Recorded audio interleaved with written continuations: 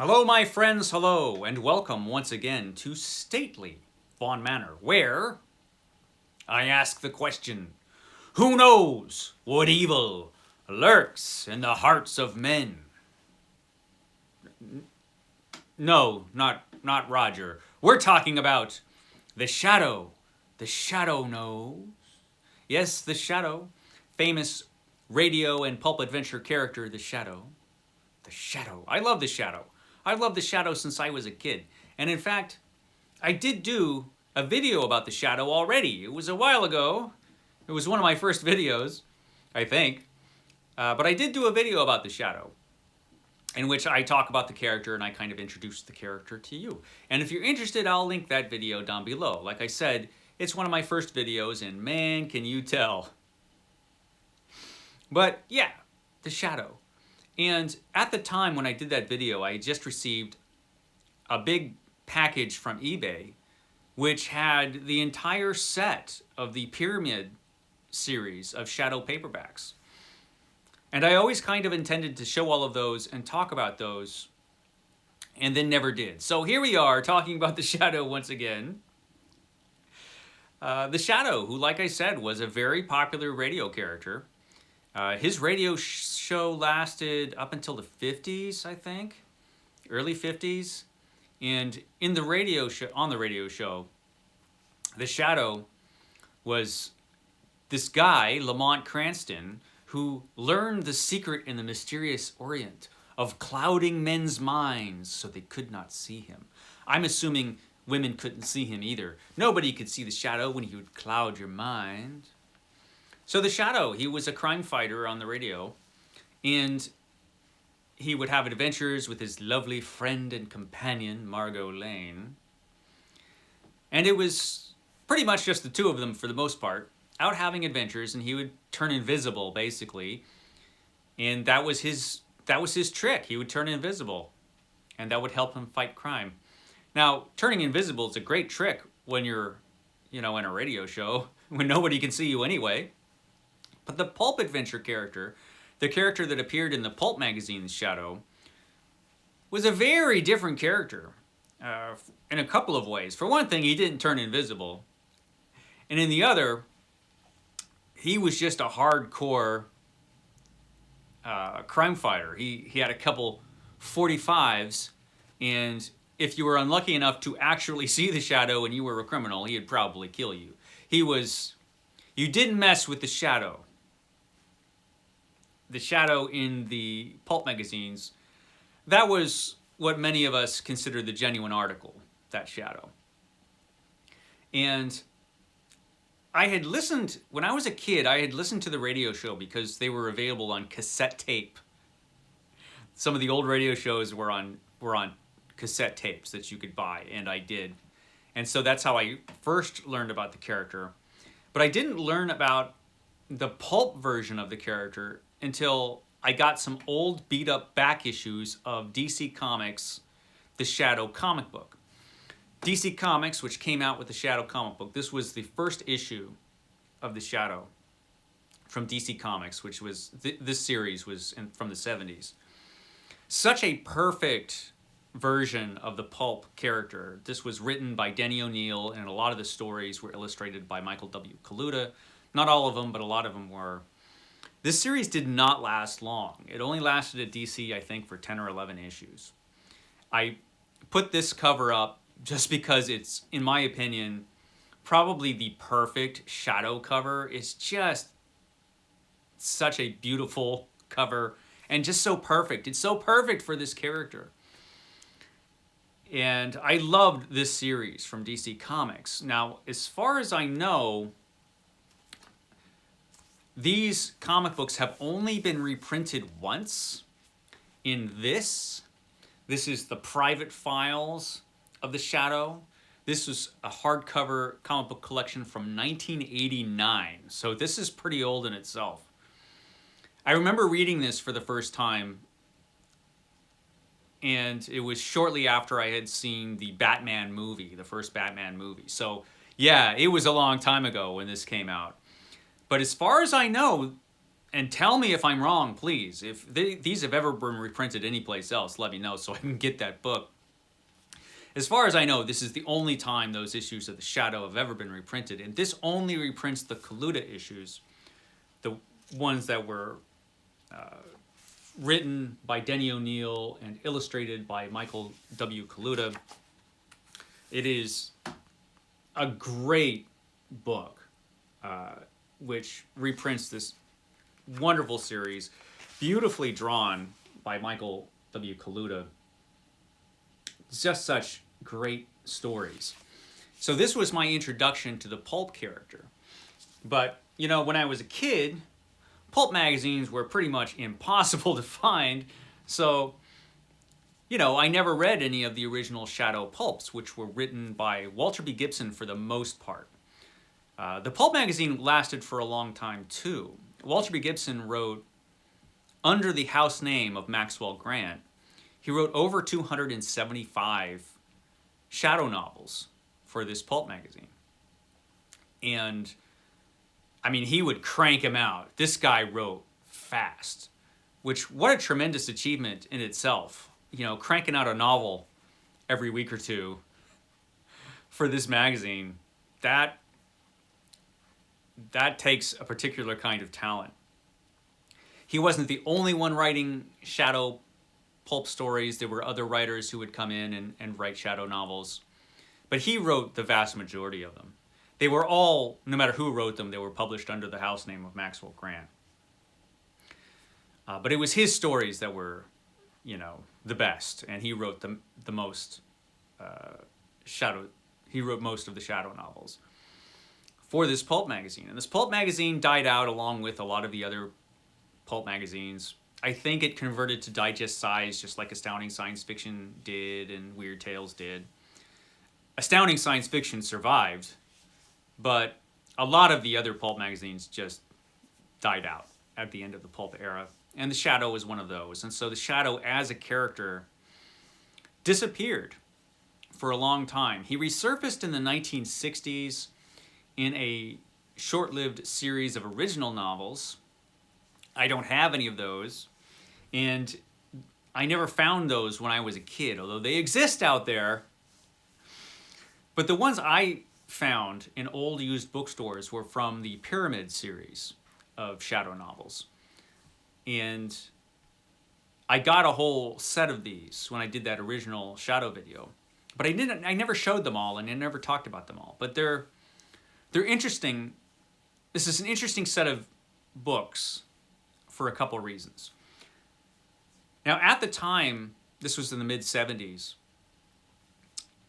there was a very successful run of paperback reprints of the Doc Savage adventures. Doc Savage was the other really popular pulp hero from the pulps. And Doc Savage was being reprinted in paperback. All of the old pulp stories were in this really successful line of paperbacks with brand new, beautiful covers. And it was, I think they might have reprinted every single Doc Savage pulp. It was a very, very popular series of reprints. And so they tried the same thing, Pyramid Books did, with The Shadow. Not quite as successful. It didn't last nearly as long as the Doc Savage adventures did. But they did come up with a really nice set of books. Starting off with this one. This is The Living Shadow. Walter B. Gibson wrote this. I think all of this series of books were all books that were written by Walter B. Gibson for the Shadow Pulp magazine. So this set of books is interesting for a couple of reasons, and one of the reasons is that the cover artist for this series of books was Jim Steranko, who was a very popular comic book artist as well as a paperback cover artist. He did he did Nick Fury, Agent of S.H.I.E.L.D., and he also did a few issues of Captain America that are reprinted over and over again. He was popular, Steranko was, but I actually think his work as a cover artist for the paperbacks was superior to his comic book work. And definitely this is a beautiful introduction to the series, just a simple shot of the Shadow. of the Shadow's face. And this is a great introduction to the series because this is the first Shadow novel in which Harry Vincent, who is about to kill himself, is saved from death by the Shadow, and he becomes one of the Shadow's agents. So the Shadow is a crime fighter, but a very mysterious one. And we don't know much about the Shadow at all when the Shadow first shows up in these novels. He's not actually Lamont Cranston, but he takes the identity of Lamont Cranston once in a while. Lamont Cranston's just some rich guy, and he takes his identity whenever he wants to be just some rich guy, I guess. But he's actually another character entirely. He's another guy. He's Kent Allard, who was an aviator in World War I. But we don't learn about that till much later. In the beginning of the series here, we know next to nothing about this guy, and neither does Harry Vincent, who becomes his agent. All we know is that he's a mysterious crime fighter and that he carries around 245 automatics and he's not afraid to use them. When he shows up, criminal's gonna die probably, because you don't mess with the Shadow. So this was a great introduction to the character, great first novel. The second book in the series, in the Pyramid series, is this one. This is The Black Master, another really cool Steranko cover. And on the back you have that original image from the first paperback, and they used that for a while on the back for the back copy. But that's the second one that came out. Now this third one, The Mobsmen on the Spot, this is the only book out of the Pyramid series where it doesn't look too much like Steranko to me. And I don't see his signature there. So I suspect, and let me know if you know, let me know if I'm wrong, I suspect this might be a repurposed pulp cover from the original pulp series. But I'm not sure. This could be Steranko, and he just doesn't look like Steranko to me for whatever reason. But this is The Mobsmen on the Spot. This is the third book in the series. All of these are reprinting different Walter B. Gibson Shadow adventures from the original pulps. This is the fourth one. This is Hands in the Dark, where the Shadow is just, he's just hanging out in Roger's sarcophagus. Roger just let him borrow it for a while.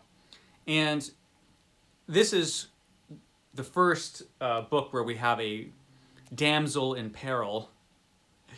Steranko liked to throw up the scantily clad damsels, and I'm 100% in support of that. So, great cover for the fourth book. This is a really cool cover. This is Double Z, which is the fifth book. I just really like that design with all the villainous characters' heads floating around in the back, and the Shadow there in the foreground. That's really cool. That's Double Z. And another really cool cover design by Steranko. This is The Crime Cult, with this guy who's holding up this message written in code. That's just such a cool cover design. Like I said, Steranko was really, really good at this. And so that was excellent. Then we've got the Red Menace. This is the Red Menace. Excellent cover there for the Red Menace. This is number 7 from Pyramid. Then we have Mox. Mox is number 8. Now, I've never read this book. A lot of these books, I only found a few of these when I was a kid. So a lot of these I haven't read yet. I'm going to read these right after I finish my Edgar Rice Burroughs deep dive. I'm going to be going and reading all of these Shadows. And I think that might be Mox back there. Who knows? Who knows? I won't know until I read this book. But there you go. And then we've got the Romanov Jewels. The Romanov Jewels with a wounded Shadow. Just a beautiful image of the Shadow. That's just such a cool, moody cover. So well done by Steranko for the Romanov Jewels. Number 9 in the series. Another really brilliant cover. This is the Silent 7. The Silent 7. Another beautiful Steranko cover. So well done. Very pulpy. All of these are really reminiscent of the old pulp covers, but just done in Steranko's brilliant style. This very much reminds me of an old pulp cover. This one for the Kings of Crime, book 11, The Kings of Crime. That was just so cool. Another brilliant cover image. That one's good. Then we've got Shadowed Millions. This is the 12th book in the series, Shadowed Millions, with all the money floating around. Again, another cover that really, really looks like it could have been on one of the old pulps. And then we've got Green Eyes. This is number 13. Now, after this, the cover design changes a bit, although Steranko is still going to be illustrating the covers. So this is number 13 of the Pyramid series. Great, great cover. And so the cover design changes pretty drastically, as you can see right here, where we've got the different logo. The cover is kind of, the artwork is kind of put into a box. The numbering is a little bit more pronounced there. But we still have Steranko's great cover. It's kind of an arresting cover design. So it was an interesting choice. I do like the original cover design better, but this is an interesting choice for these. So this is pretty cool. Great concept and idea for this cover. This is The Creeping Death. The Creeping Death, which is about as pulpy a title as you can get. And then we've got number 15, which is Gray Fist. Gray Fist. That's Gray Fist there with his, gloves. And the Shadow, he looks like he could be in some trouble here. About to get bashed in the head from behind. But, he's the Shadow. He'll come out okay. Maybe. And then we have this one, and we have another damsel show up. And now we're going to have a series with the damsels in distress from Steranko. This is number 16, The Shadow's Shadow. This is The Shadow's Shadow. The 16th book in the series from Pyramid. Now, the series changes, and it's now published by Jove. Now, I'm not sure about why the change was made, why it suddenly was published by Jove instead of Pyramid. I don't know. I don't know the story there, but here we have The Shadow, another great cover where the Shadow, someone's creeping up behind the Shadow again. He could be in some trouble, the Shadow. So this is The Fingers of Death. The Fingers of Death. Yeah, great cover. Love it. And this one's particularly good. This is Murder Trail.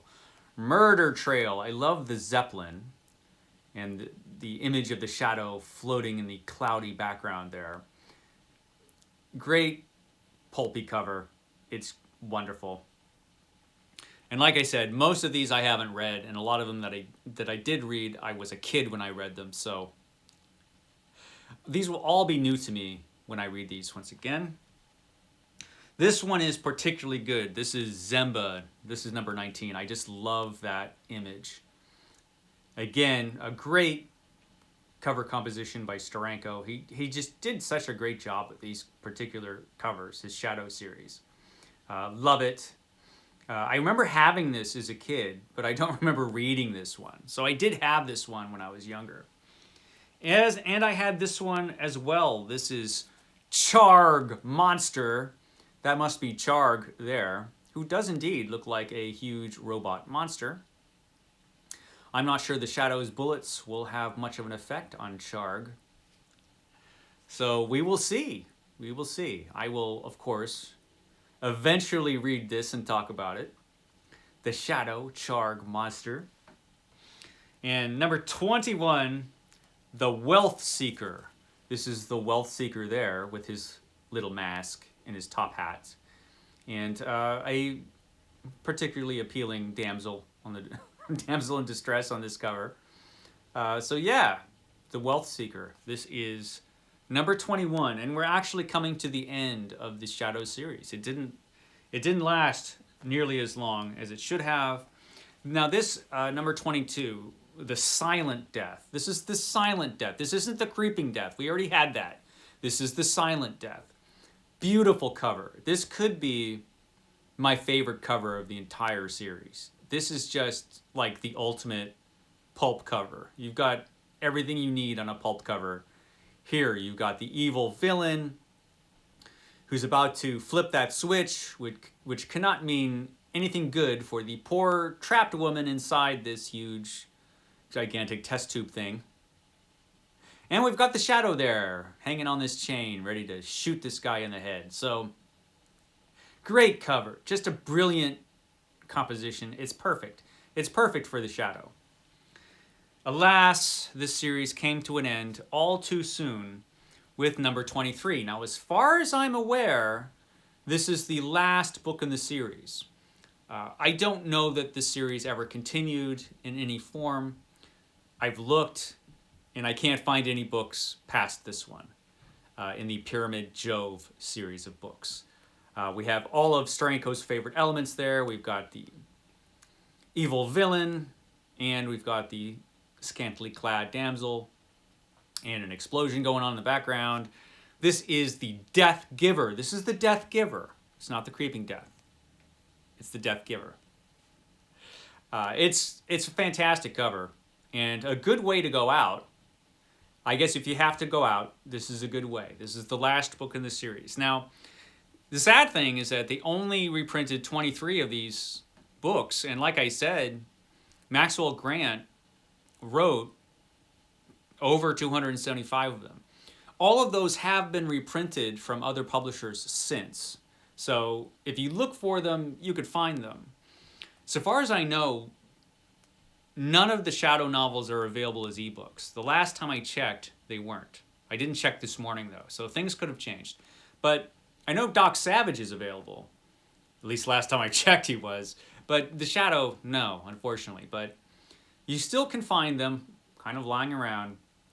This set can be a little bit hard to find, but a lot of the later printings of the Shadow you can find. It's such a great old pulp adventure character. Inspired the Batman in many ways. In fact, the first Batman comic book story was ripped off directly from a Shadow story. Good stuff, the Shadow. So that's all of this set of books. I am going to read them. This is going to be the set of books that I read after I do the Edgar Rice Burroughs deep dive that I'm doing now. So yeah, I guess that's all I have to say about the Shadow at this time. Do you have anything to add? Roger never actually went up against the Shadow. He was still in suspended animation during the 30s, so he never had any adventures with the Shadow. That's kind of a bummer. Oh well. He's probably the one villain that could have taken the Shadow out. Roger, he's kind of dangerous. Okay, guys, I will catch you next time.